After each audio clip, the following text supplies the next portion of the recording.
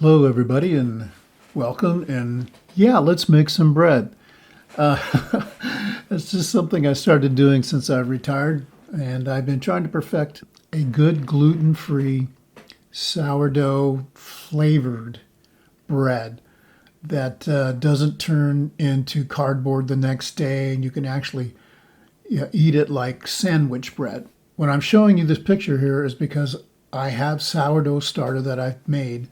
And if you don't know how to make sourdough starter, you can go ahead and get that information from other YouTube channels. Maybe someday I'll cover it, but there's so many out there already, you can go there and learn it. So what I'm going to do is show you what to do with your starter and how to incorporate it into your bread to make this gluten-free, really good bread.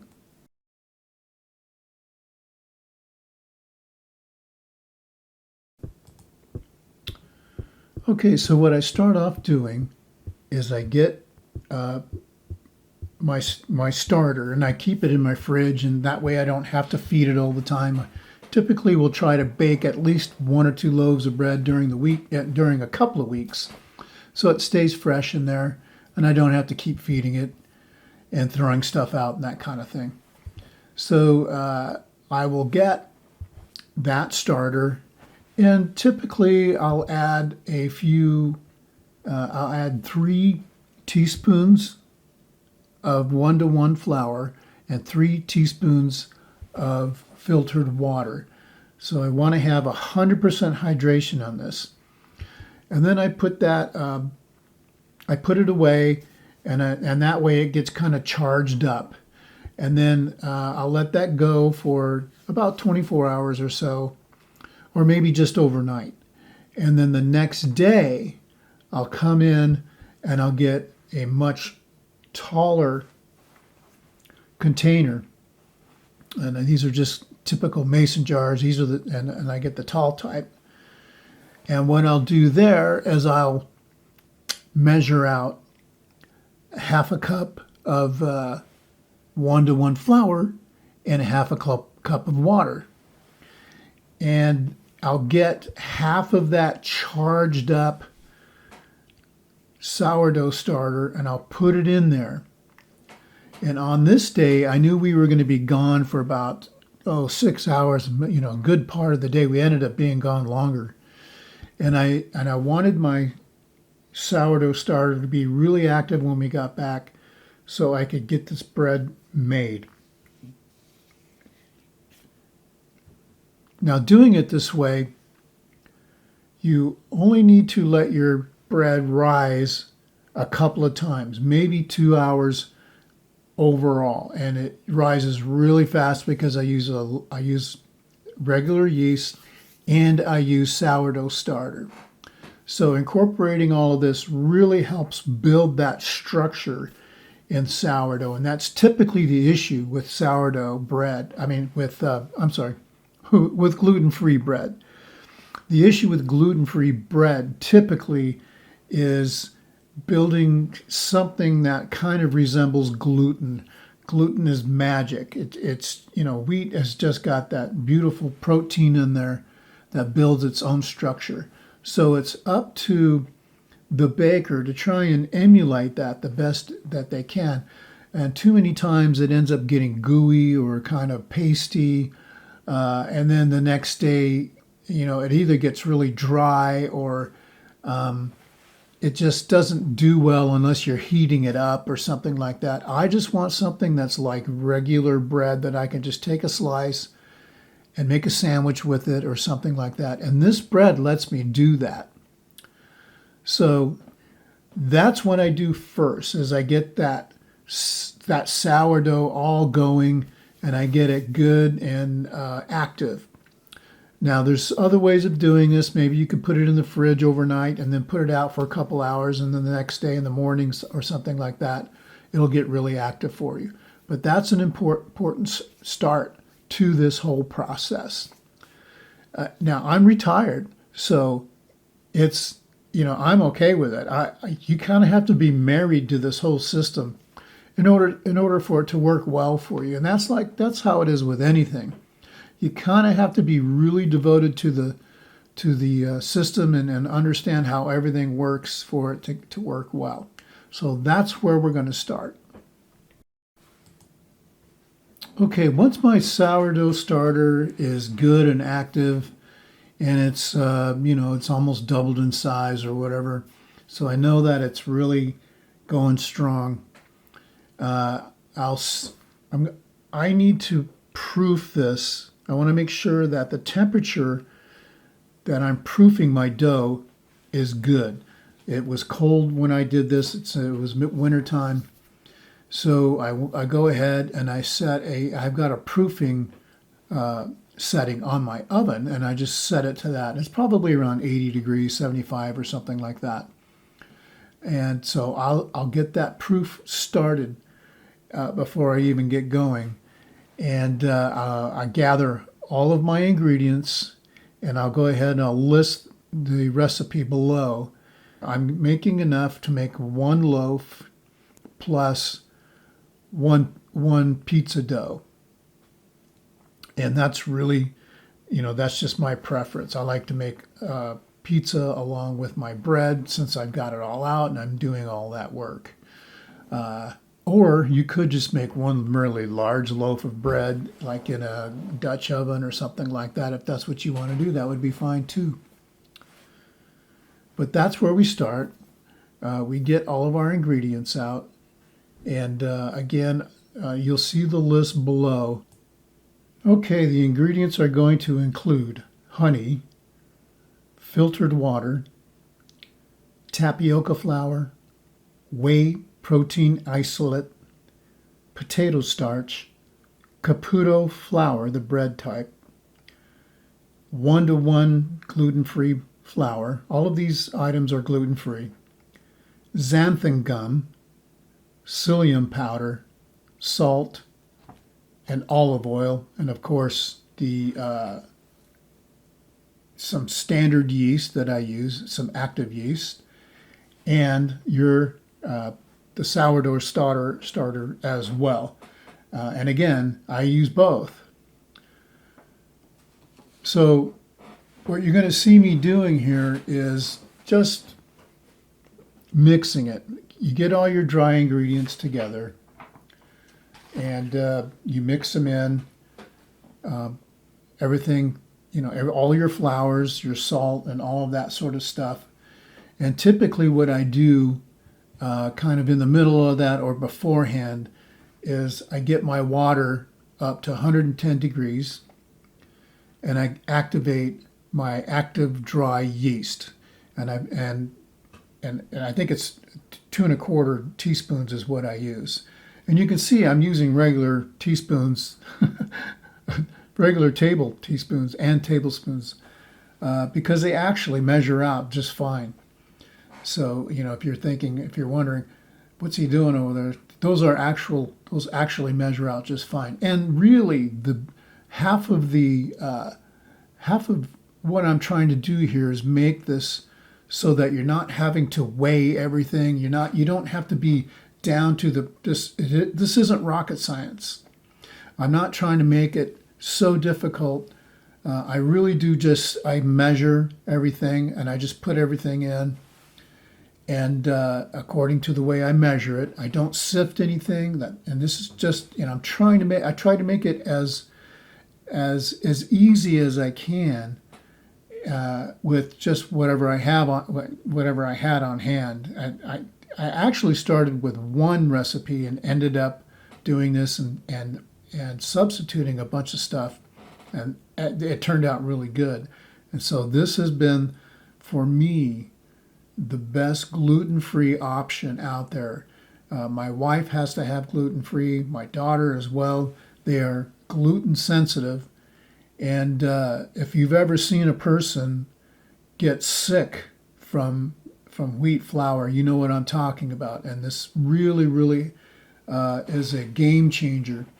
The only thing I would advise is that with this Caputo flour, it is made from wheat starch. And there's not enough gluten in it so they can say it's gluten-free. But I would test it before eating it if you are If you are celiac, I don't know that I would eat Caputo flour. I think you should test it first. Okay. So there's other things in there. Did I say salt and olive oil? I should have.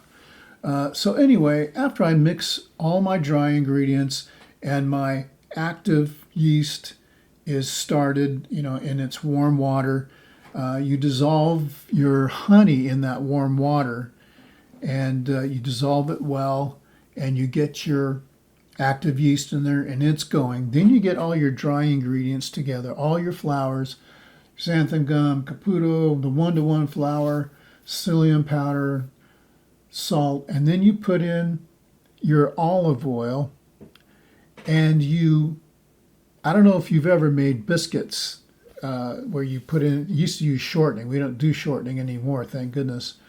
But you would cut in the shortening until it became really small beads. You do the same thing with this. You put in your olive oil and you cut it in until it becomes small beads. Eventually, at the very end of putting in all the stuff, you put in your sourdough starter in there, and then you cut it in that way as well. You just cut it in and get it so that it's so you don't have gigantic lumps. You want to get all those lumps out of there. And you just keep cutting it in and cutting it in, and you want to get it so that it's pretty small. You just don't want big clumps in there. And then when I'm done doing that, then I pour in. I don't wait to see how sticky my dough is going to get. I just put in. I measure out my the water that I need for my yeast, my active yeast, and I just go with it. If the dough comes out sticky, I'm okay with it. That's the thing about this. I just wanted to make it simple. I don't want to put in 2/3 of it and then mix it and see, well, is that dry enough for me to handle? I don't care. I just don't care about that stuff. I just wanted to make something as simple as possible. So you cut in your active yeast, active dry yeast, and then you mix. And I actually time myself. Now, because I just mix it by hand, I just use a fork, and I turn it like you would with a hook. Now, if you have a hook, you could probably do it for 5 minutes. I look at the clock and I make sure I cut it in for at least 6 minutes. And I don't stop. I just keep going, and believe me, it's a workout. So you just want to make sure everything's incorporated really well. And I get in there and I make a mess and everything. Whatever, that's fine. That's great. I love baking. And you really want to just get everything incorporated in there. And when you're done after doing that for 6 minutes, then I get a spatula and I oil up the spatula. I get some avocado oil or olive oil on the spatula. And then I start folding the dough onto itself. I just fold it over. It's like you're not kneading this like you would regular wheat dough, right? You're not building gluten. You just don't. But you do need to work it. And so you just work this thing over until you start getting a nice ball. And I usually put maybe a tablespoon or 2 of olive oil on top of the dough, and I start working it from the top down and then the bottom up, making sure that the oil gets all around it, because we're going to put this thing in the proofing oven, and we don't want it to get crusty. So once I've folded it over for a few minutes, I get a plate over my bowl and I put it in my oven for an hour. And you just let it proof for an hour. And it's going to grow, believe me, it's going to grow really well. Now, it's really it's really doing this leavening because of that active dry yeast. You know, if you were just depending on the sourdough starter, it could take a very long time before it gets to where you want it to go. It could take 6 or 8 hours, 4 to 6, 8 hours before because all it's doing is it's eating up all of the flours and things and creating the bubbles and that sort of thing. This is a very quick way of doing it, and it comes out great. It comes out delicious. So once I've proofed it the first time, you know, I set the timer. I get a bread loaf ready, and I also get a pan that I'm going to put my pizza dough on. Unfortunately, we had a pizza stone, but it broke, so we have to get a new one. So I'm just going to use a cookie sheet. It's still going to work. It's going to be fine. And what I do is, again, for a few minutes, I get the spatula, I oil it up, I put a little bit of oil on the dough, and I start folding this over and pushing it down, folding it over and pushing it down, kind of like kneading. But again, from what everybody who I've seen talk about this, they say it's better to do this a few times, and I just do it once, and it still works fine. And so I pull it over onto itself, and I smash it down, pull it over, smash it down, and then I get it nice. I get it nice and a nice ball, shape it up with my spatula, and then I cut off a third and I set it aside for my pizza. Then I get what dough is left and I form that ball again, and I get it nice and round with my spatula, and I turn it onto my bread pan, bread mold, if you will, and I have it lined with parchment paper. Put a little flour in there, with parchment paper, and turn it into that, and I just put it back into the oven. I put oil on both. I top them both to make sure that they don't dry out in the oven. I don't use a whole lot of oil here, just so you know. In fact, with some of this stuff, if you see it pooling up, you want to kind of dry it off a little bit. And then you just let it proof for another hour, and it'll be ready to bake after that. And you can see here how much it's risen. It's like, it's like 30 to 50% of what it was. And it just looks really good.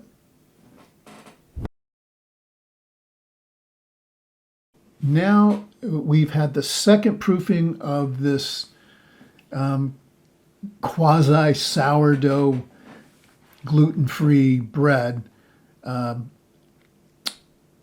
Rise up and proof a couple of times, and it's all ready to go. And so I pull everything out of the oven, and I turn on my oven to 450, and I wait for it to heat up. And while that was proofing, I went ahead and got some stuff ready for my pizza.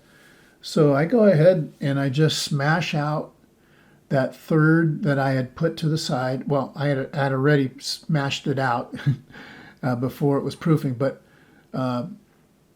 so we have this that's already ready to go. And what I did this time was I just went ahead and I put all the toppings on it, and baked it like that. And I would suggest, and I've done this before and I forgot to do it this time, I would suggest, if you're making pizza, to go ahead and just cook it at 450 for 10 minutes, because that helps release some of the moisture that's in it. It came out good, and I'll show you, but it comes out really good and tasty. But I think it would have been better if I just pre-cooked it for 10 minutes before I finished cooking it. So what I do then is I put both of these items in for cooking, and the pizza itself took 27 minutes to brown, and that's when I know that to me is done. When the cheese is brown, and you can see how far down I have that pizza. I also, by the way, have a tray of a high-sided cookie sheet with water in it to create steam, and that supposedly helps make the crust better. But the pizza cooked in about 27 minutes, and it comes out so good. And this is what we were looking for. We want something that had the taste of wheat bread and the texture of wheat bread, which you're going to get close, but nothing is like wheat bread. I have not had any gluten-free bread that is as good as wheat bread. And in fact, in this recipe, we have wheat. So again, if you're a celiac, you need to make sure that you can have that Caputo. But Caputo really adds such a good flavor profile to this bread, and it really just makes it so good on top of everything else. And what you end up with are your typical sandwich bread holes in this, which is not easy to do with gluten-free bread. I think most people know that. It's kind of difficult. It's easy. You can make good gluten-free cakey bread. I'm trying to get away from that. I don't want cake. I want bread. And as you can see here, the pizza comes out great. The chew and the bite on it are very good. It's excellent. And then for the bread, you let the bread cook. I let the bread cook for 50 minutes at 450, and of course every oven's might be different. And then I let it set in there. I turn it off. I turn off the heat and just let it set in there for 10 more minutes. So you're in there for an hour. And I pull it out, and this is the part about gluten-free bread that I don't like. You don't get to eat it while it's warm. You don't get to cut into your bread while it's warm and taste it. That's an unfortunate thing. But with gluten-free bread, you have to let it set up, and at least for a couple hours. You have to let it cool. You have to let it completely cool. I would say it's probably longer than 2 hours. I went ahead and just let this one set overnight. And I was actually giving this to somebody, and I asked their opinion of what they thought of it, and they thought it was really good. And I went ahead in the morning and shot me. I made a video of me cutting the bread, and unfortunately, I couldn't get a close-up of those air pockets, but you can see the air pockets from what I did get. And it's important to see that the bread has a good tear to it, has a good chew to it, and it's got a great taste. And that's just something you're going to have to try for yourself.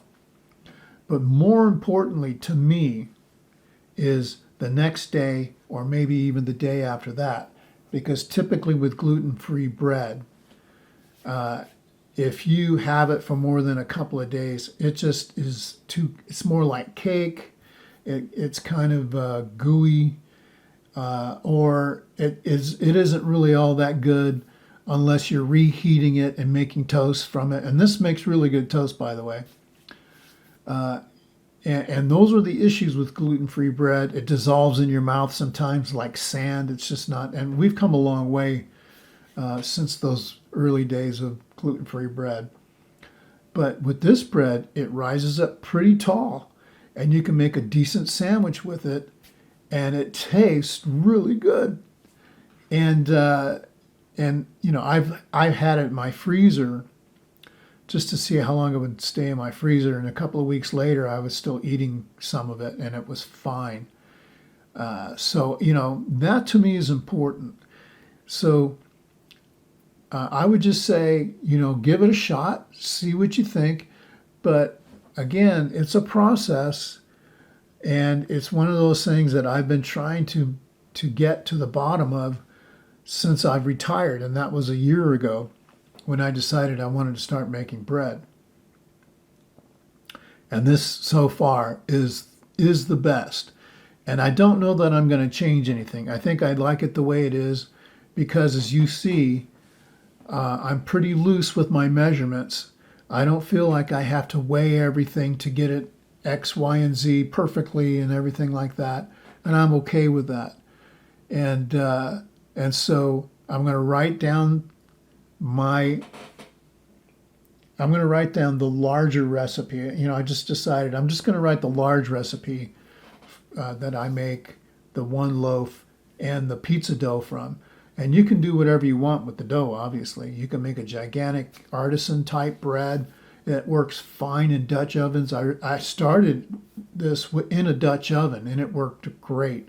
There was less of it, but I actually wasn't even a Dutch oven. It was just a copper pot that we have, and it turned out great. And I didn't preheat the pot. I just put it in there. I just put it in a hot oven, and it came out beautifully. And I was just so happy with it. I wanted to see if I could make a sandwich loaf with it, and that's what we did. So if you try it and it works for you, I'd like to hear about it. Or if you have issues, I'd like to hear about that. This is not a paid commercial or anything. I'm not selling anybody's anything. I'm not getting paid for this. So anyway, thanks for watching. See you later.